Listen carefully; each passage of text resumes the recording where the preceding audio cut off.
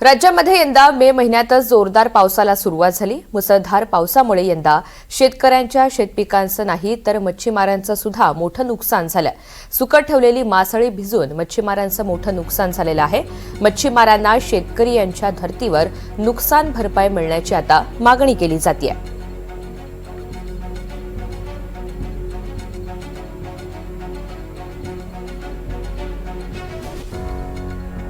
दरम्यान या सगळ्या नुकसानाच्या संदर्भात मच्छीमार बांधवांनी नेमकी काय प्रतिक्रिया दिली आपण पाहूयात।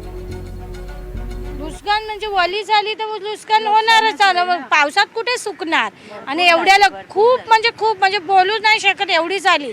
मग आम्हाला थोडी काय भेटतं, शेतकऱ्यांना सगळं देतात, आम्ही कुठे जाणार? कोली लोक काय करणार? आता दुसऱ्यांची मच्छी येते, दुसरे कामाला असतात, त्यांची बी लहान मुलं असतात, ते लोक बी गाव सोडून येतात, पण आम्हाला काहीच नाही देत। त्याचं महत्व काय? मे महिन्यात आमच्या मेच्या एंडला होतं, म्हणजे ओढ्या मेच्या एंडला बंद होतं। त्याच्यानंतर आम्ही 15 दिवस अजून असतो आमचे जे काय असतं ते करायपर्यंत। पण यंदा खूपच आमचे खायचे वांदे झाले। आम्ही दुसऱ्यांचा माल घेतो, आमचे खूपच म्हणजे का सगळ्यांचेच झाले।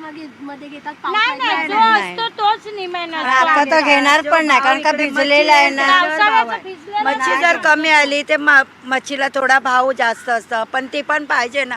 मच्छी जास्त असली ते 400-300 रुपये किलोनी पण जाते, 500 पण जाते। आता एवढी महाग आहे, कुठून